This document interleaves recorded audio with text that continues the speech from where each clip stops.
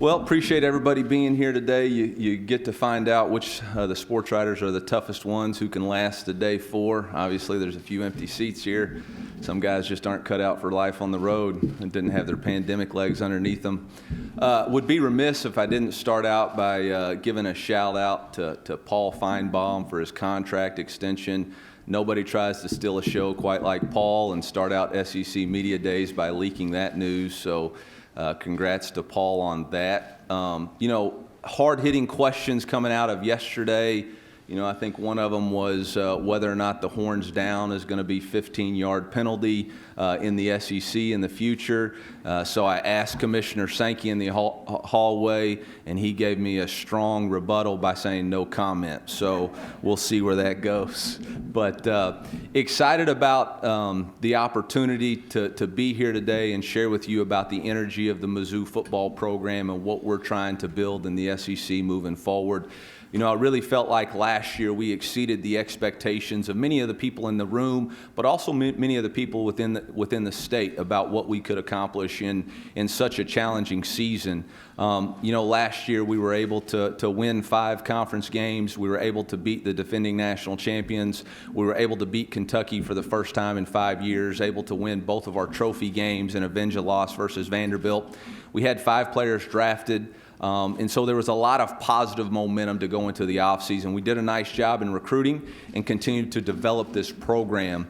But we didn't meet the standard of what we want to be moving forward. And so we are continually chasing that close the gap mentality. How do we close the gap amongst the upper echelon teams of the SEC? And it's going to be a process. It's not something that just happens overnight. I got to remind our fan base that Coach Smart and Coach Mullen have years of experience at their school, and we're trying to close that gap in a hurry, but we're not going to do it overnight.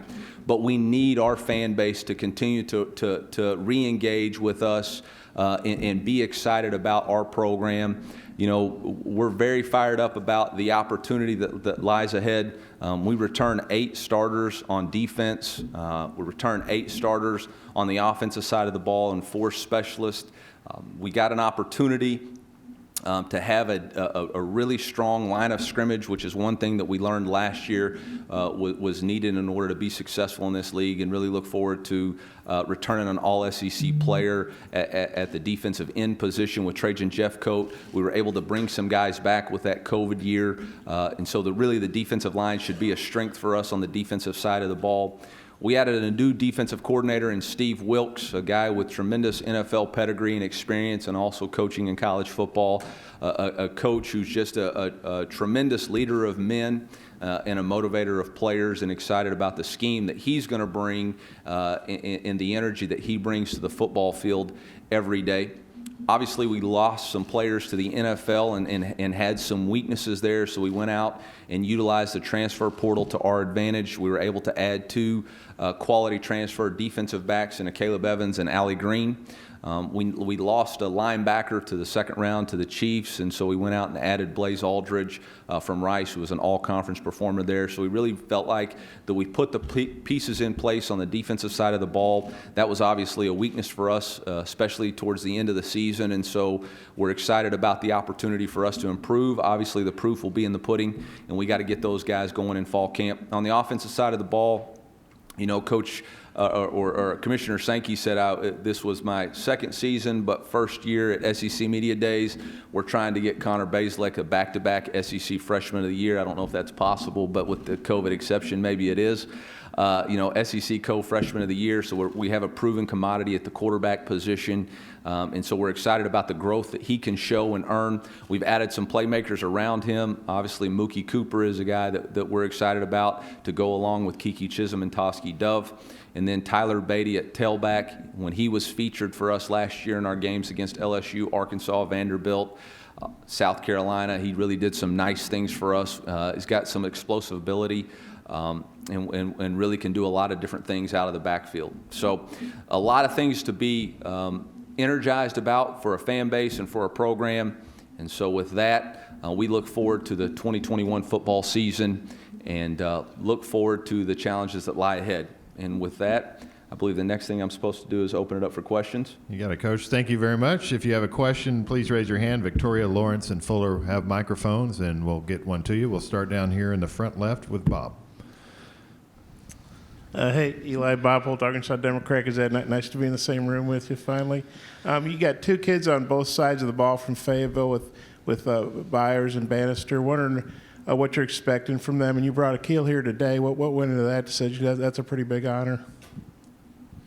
Yeah, those two young men do a lot of different things for us in our program. I mean, Barrett Bannister is a guy who seems to always play his best game against the Arkansas Razorbacks. I guess it just means more to him being from the state and playing against those guys. And he's a guy that does all the little things right, is an extra gritty player, works extremely hard at his craft to perform above his capabilities on a day-to-day basis. He's the type of player that Mizzou football has always been about. He's the type of player that our fan base can really embrace because he's a blue-collar mentality, works for everything that he's been given in life.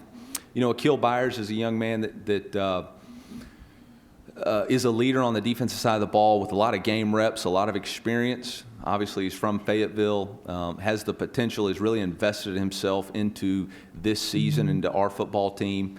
And it's a true honor for him to be here today. I was able to bring both an offensive and defensive lineman, again, just to emphasize both to our team and to really our fan base that it's got to start at the lines of scrimmage for us to be successful.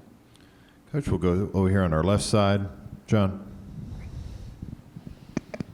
John Adams, KnoxNews.com.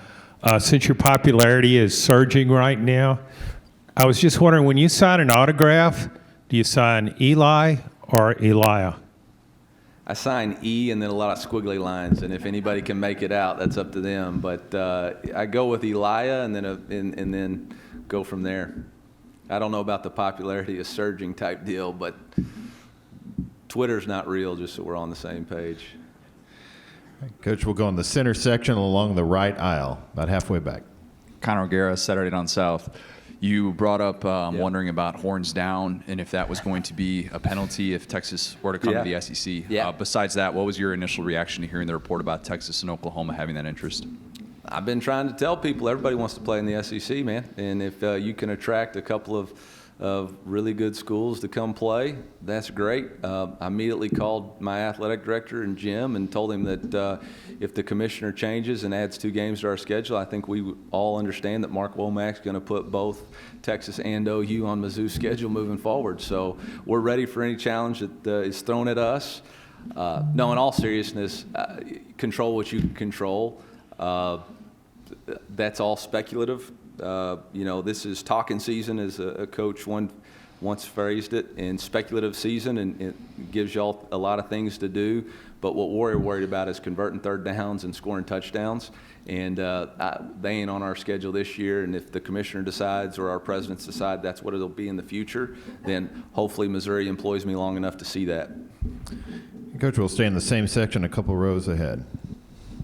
Hey, Eli, Jordan Hill with Opelika Auburn News. I want to ask, what comes to mind when you think about the time you spent coaching with Brian Harsin, and what's sort of your expectations as far as what his approach is going to be at Auburn?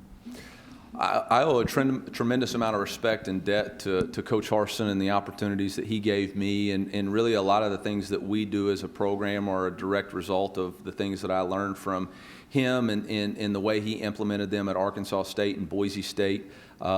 He's got a tremendous plan. The thing about Coach Harsin is he always has a plan for everything he does, and you're going to see that unfold at Auburn. I'm not up here to put undue expectations on anybody else. I think the Auburn fan base does that well enough by themselves. And so I got a job to do right here, and that's to coach and represent the University of Missouri. And all the best to Brian and his family. Coach, we'll go all the way to the back of the center section. Hey, Coach. Steve Moulton, WZZN, ESPN Radio in Huntsville, Alabama. Pretty well documented last year, but you mentioned your friendship with Gus Malzahn, and was wondering if he had any advice for you about today, and how surprising was it to see what happened to Gus last year at Auburn? I don't think anything in this business catches you by surprise much anymore, so I don't necessarily know that I was caught by surprise, disappointed for a mentor and a friend. his advice to me was to make sure I was really respectful to Bob, and he says hi. And then after that, you know, don't pontificate. And then the last thing he said was don't pick a fight with Kirk Herbstreit. So go from there. Coach, we'll go in the center section again, over here right in front of us. Hey, Coach, how you doing today? Gerard Hamilton, the Tuscaloosa News. Since joining the SEC, it doesn't seem like Mizzou really has a rivalry in the conference. If Oklahoma joins the SEC, would you be excited to kind of rekindle that rivalry? I kind of like the rivalry we got with Arkansas. I mean, I don't remember the last time they beat us, so I kind of like that one. And the Battle Line rivalry, I mean, it's pretty good for us. So, Crud, I think we'll just keep that one right now. That's a good one. Respect Sam and everything he's doing with that program. He's obviously doing a tremendous job. I'm from the state, and so that makes it a little bit more special and a little added incentive. So I'm not going to speculate about anything. Just because y'all don't think it's a rivalry doesn't mean it ain't a rivalry. It means a whole heck of a lot to my household, and I know it means a whole heck of a lot to Barrett Bannister's household, and I know we like having that trophy at the end of the game. So I think we'll keep the one that the commissioner set for us. Alabama has a record number of open jobs. Find yours at your local career center.